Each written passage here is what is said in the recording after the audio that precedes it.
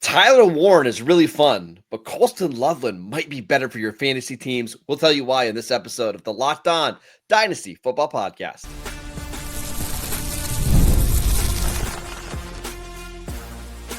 You are Locked On Dynasty Football, part of the Locked On Podcast Network. Your team every day. Here are your hosts, Marcus Mosher and Kate Madjuk. Welcome back to the Locked On Dynasty Football Podcast, part of the Locked On Podcast Network, your team every day. We'd like to thank you for making us your first listen of the day. Today's episode is brought to you by FanDuel. Right now, new customers can get $200 in bonus bets when your first $5 bet wins. Welcome back. I am your host, Marcus Mosher. You can follow me on Twitter at Marcus_Mosher. Joining me today, as always, is Kate Madjuk. You can follow her on Twitter at Kate Madjuk. Kate, let's talk about Colston Loveland. Let's talk about Colston Loveland, because this was a fun player to watch, but I'm going to be honest, just not as fun to watch as Tyler Warren. But that's not all bad, Marcus. It's not all bad. No, it's not all bad. What did you see when you turned on tape? Because one of my favorite things is you go in kind of blind in these evaluations. You're not hearing the outside noise too much, and you're just watching the tape. What did you see from it? You see a gigantic wide receiver. Like there's no doubt that he is an NFL tight end. But at the same time, when I'm watching him play, yeah, I'm seeing Colston Loveland, converted wide receiver to big man tight end. He's 20 years old. He's going to turn 21 just ahead of the draft. He's a junior, former 4-star recruit. He's massive, 6'4", 248 pounds. He plays tight end, but he moves like a giant wide receiver. And that's what's going to make him so special at the next level. He's got the hands of a wide receiver. He's got the route running of a wide receiver and that kind of refinement, that ability to create separation. He's not Tyler Warren in the way that, he's kind of the jack of all trades. He could play all positions, but he plays the receiver position really, really well. Yeah, and I was shocked when he came in the combine at 250 pounds at 6'6", because when you watch him on tape, Kate, he moves like Brock Bowers, who was 6'3", 240 pounds, maybe. Like, that's just how well he moves. And when you see a guy that size moving that well and getting open that consistently, it's pretty rare.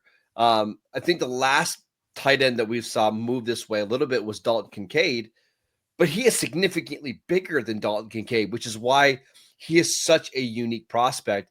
For me, for where he wins is he just gets open so fast. And that's a really great trait to have. He is an elite route runner at the tight end position. We talked about how well he moves for someone of his size.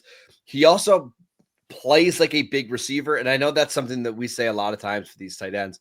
Oh, they're like a big slot receiver, or they're an oversized slot or oversized receiver. That is Colston Loveland. Like he plays like a big receiver. But I think he even moves better than some of these receivers. Like, I was comparing my notes between him and Tetairoa McMillan, the number one receiver in this class.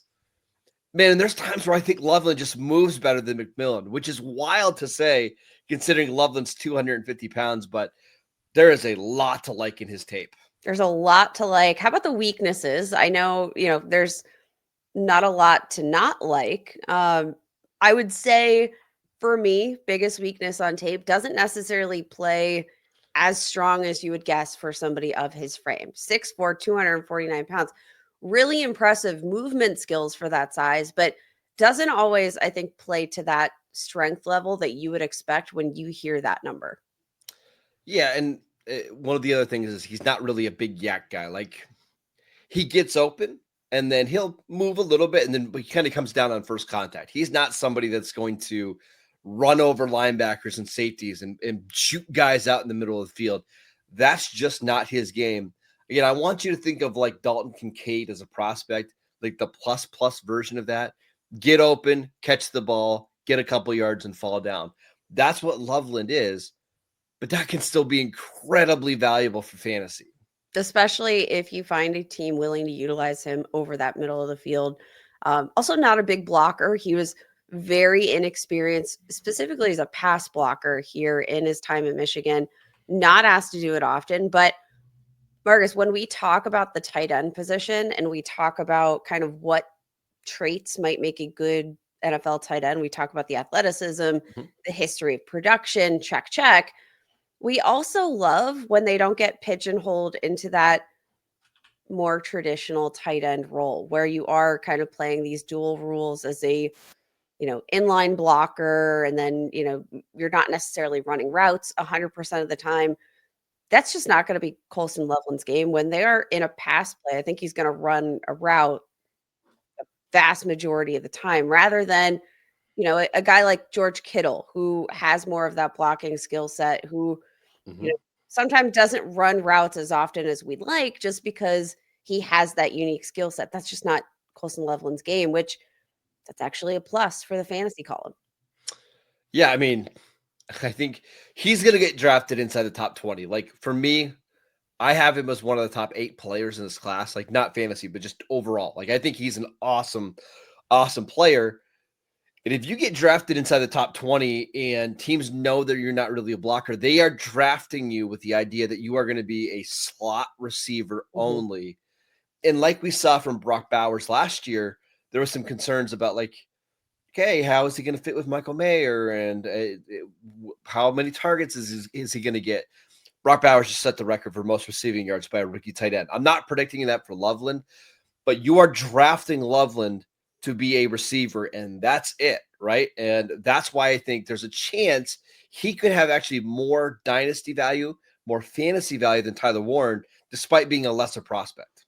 Yeah, and Tyler Warren, again, because he can do so much, probably going to be asked to do all of the things that he's really good at. Colston Loveland, though, what he is so good at is the receiving aspect of his game.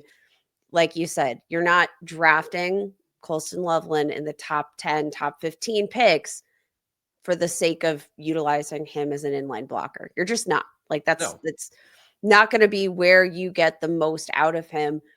Coming out of Michigan, set Michigan's program record for the single season reception total in program history for a tight end in 2024, which is made all the more impressive. 10 games total in 2024, had a season-ending shoulder injury. He was a John Mackey Award finalist. Like this is a prospect that though the total stat sheet, the total box score throughout his collegiate experience isn't going to overwhelm you, the tape and everything that backs it up certainly does. Yeah. And if you go back to the stats real quick, if you're watching with us on YouTube, the one that sticks out to me is this year, the yards per game, 58.2 yards per game. If you watch Michigan play this year at all, they were atrocious passing the ball. 2023, he played with J.J. McCarthy, averaged 43 yards per game.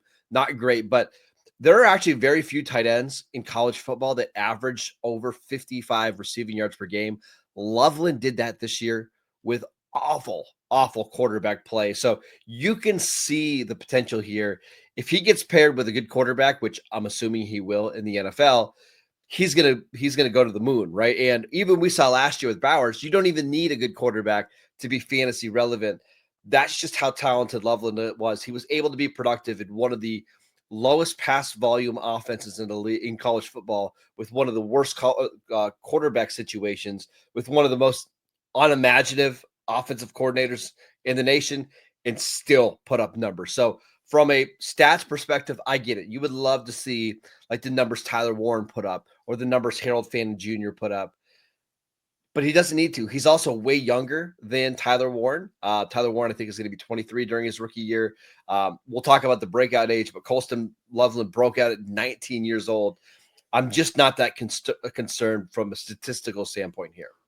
Yeah, the box score definitely isn't going to tell you the full story of Colston Loveland, and I think maybe that could make him a value in our dynasty leagues. We'll talk about his value in a little bit, but let's talk about some of the analytics here and some potential landing spots for Colston Loveland. We will get to that next. This episode is brought to you by FanDuel. March Madness is here, and FanDuel is giving you the chance to get in on the action like never before. Right now, new customers can get $200 in bonus bets when your first $5 bet wins. That's 200 extra bucks that you can use on everything from buzzer beaters to Cinderella stories to even who is cutting down the nets at the end of the tournament. Picking my favorites has been really easy. I'm going to give you guys some picks here on Monday morning, so make sure you guys are looking out for that. And FanDuel makes it easy to pack them with spreads, totals, and game props. And with tournament games going on almost every single day, there's always something exciting to bet on. The FanDuel app makes it easy to bet on the tournament. And when you win, you get paid instantly. No waiting around for your money. You get it right then. So visit FanDuel.com and get in on the college hoops action all tournament long.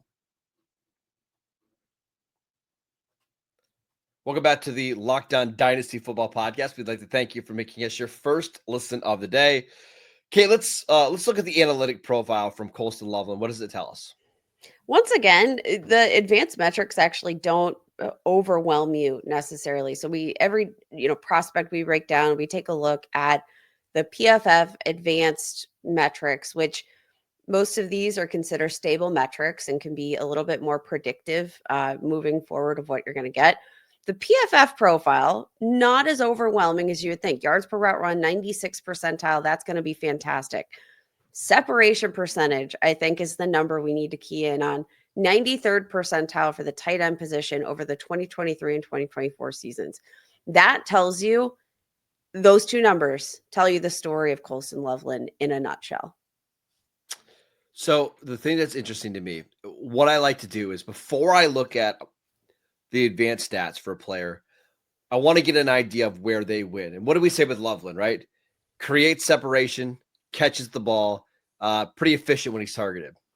That's what the advanced numbers say here, Kate, right? 93rd percentile separation percentage. And when he's on the field, he racks up the yardage. I know the yards after the catch per reception are poor. I understand. The drop rates, whatever. But these match what you see on tape, and that's a good thing. That gives us some clarity for the prospect as we move along into the draft process. So, yes, these aren't overwhelming, but the things that we care about, the separation percentage, the yards per route run, match what we see on tape. Yeah, I think that's absolutely key. And again, the yards after the catch, not going to be where he wins. It's not where he won on tape. So, yeah, not overly concerning there. I think also what you see here is, the fact that he can be targeted kind of at any level of the field, right? He doesn't need to, be targeted at the line of scrimmage, get yards after the catch. No, he doesn't. That's not the way he wins. He can be utilized at several different levels within the passing game in a pretty unique fashion. But yeah, he's pretty efficient with the opportunities that he has. And I think that's going to translate pretty well to the next level. Okay, I also want to give you his player profiler number. Shout out to them. I love some of their advanced stuff. Have you gotten a chance to check out what the breakout age is? 19.4. 87th percentile. Ooh. That's very good. But here's what's even more impressive. The dominator rating. 49.6%. That is the 99th percentile. What that basically is telling us, if you're not familiar, dominator rating is how much of the passing offense are you accounting for. When Loveland played this year, he was accounting for basically 50% of Michigan's passing offense. That is absurd. We never see that number for a tight end. It's very rare we see it for a receiver. We've only seen it a couple times for receivers like in really bad programs like DJ Moore when he was at Maryland. For a tight end to be 50% of your passing offense is insane. And listen, defenses knew this coming into the college football season. Loveland was one of the biggest name players in the country. He was a consensus a preseason All-American. And yet he still was able to put up those numbers. Pretty impressive. Yeah, you knew exactly what you were going to get from this Michigan passing offense, and it still didn't matter, which that's the big kicker here, is that fact that, yeah, it was predictable. It was, it was what it was, but Colston Loveland's physical skill set was still enough to dominate, which I think that's super impressive. You don't need him to make the contested catches or yards after the catch, because what he does is get open, and then the rest kind of falls into line. And I think, if you get him, in this mismatch situation, playing the slot, get him up against some of these linebackers, he's going to create so much separation. I have a feeling that some of these guys are going to fall out of the frame here in the the little picture frame that we're watching on TV. Like, these defenders are going to fall out of frame, and that's one of my favorite things to see. So one more thing on the profile before we move on. He's 20.9 years old. He'll be 21 during the season. I think that's a good thing for his long-term value, right? Like, you want these players on your team that dominate college football at a young age. Like, that shows you their ceiling.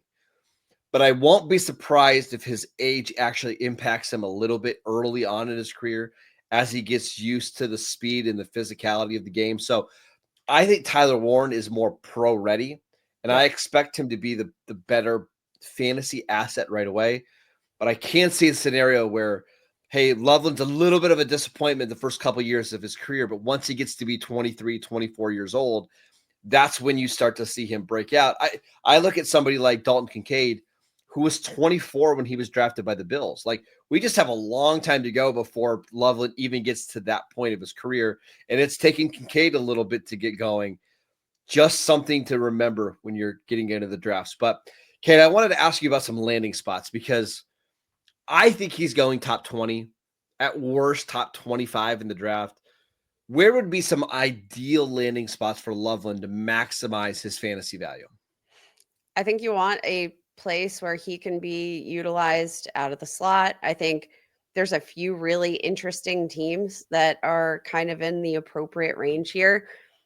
I know it might be a little bit early. What about the San Francisco 49ers at number 11? George Kittle, he's still in it, right? He's still a productive player. He can block, he can do everything. But you have Colston Loveland come in, you grab him at 11, and he's coming off this season-ending shoulder injury. He's probably, he's expected to be cleared for contact by the time training camp rolls around, but probably going to miss some of the program leading up. You won't necessarily need him to be an impact player in year one. I kind of really love that fit in the middle of this gigantic rebuild that they're about to do. I also kind of am mildly intrigued by the Atlanta Falcons at 15. What if Colston Loveland could be the Kyle Pitts we were always hoping for? I think Atlanta fans would just have an uproar if they drafted another skill position inside the top 15. I'm just saying. I know. What's really interesting, though, is I think I made my point. I think Tyler Warren goes to the Colts at 14 if he doesn't go sooner. Like, I think that's the floor. But you look after that, like Atlanta, Arizona, Cincinnati just paid Mike Gesicki.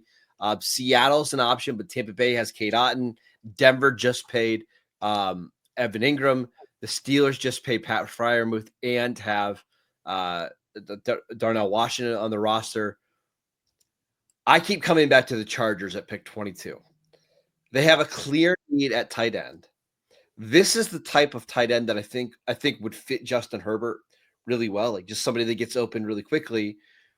And who was Colston Loveland's tight end when they won the national, or who was his coach when he won the national championship? Oh yeah, Jim Harbaugh. So to me, that's the floor. Like, if he gets to the Chargers at pick 22, that's where he's going. We'll see if he goes higher than that. But I've got to be honest with you, Kate.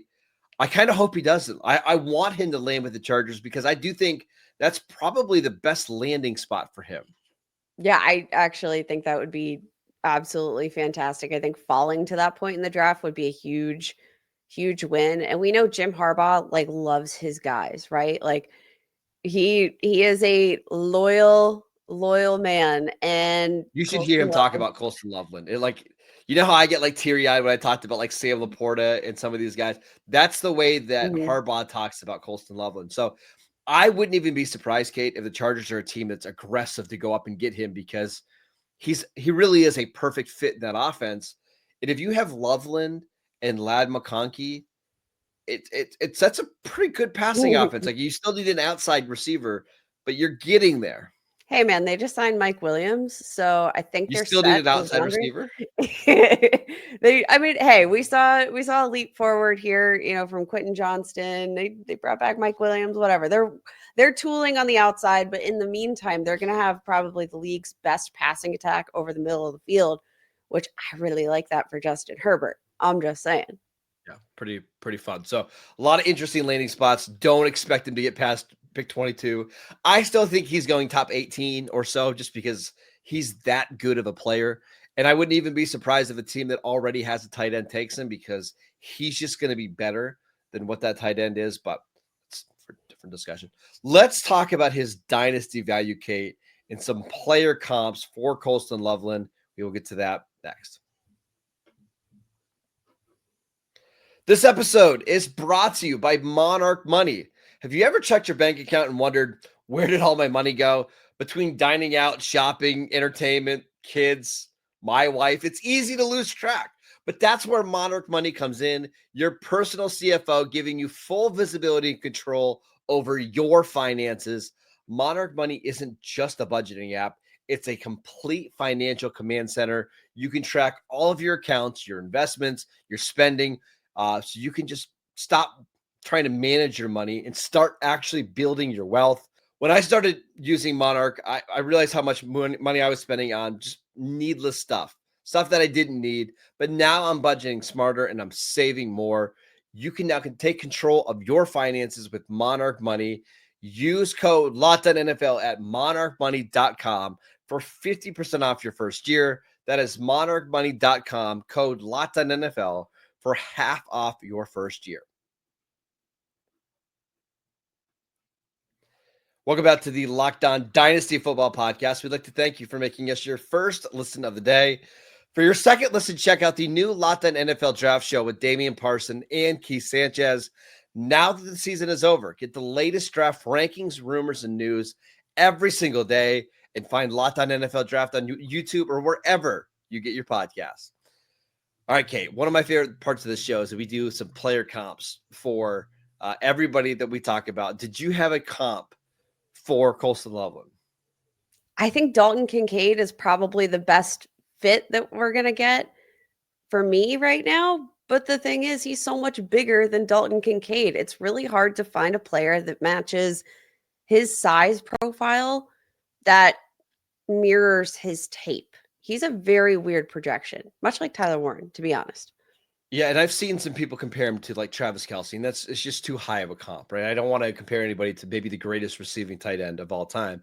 I understand that's the way they use him, so I get it. My comp for him is like Zach Ertz, the good Zach Ertz, not the one that we've seen the last couple of years, but like the one back in Philadelphia when he was a top 5 tight end every year. But Ertz was basically used that same way, a big slot receiver, got open quick, made every catch, but didn't make a ton of plays after the catch. Not the best athlete or the most physical player, but just somebody that can get open against man coverage and zone coverage. That's what Colston Loveland reminds me of. Well, that is pretty darn good if we're considering the outlook of his dynasty value, because Zach Ertz was a perennial top tier tight end here in the NFL. And I do just think when you have that unique skill set of that ability to get open at that size, it's just even if he wasn't as good a separator, your natural size at that position just generally creates mismatches over the middle of the field.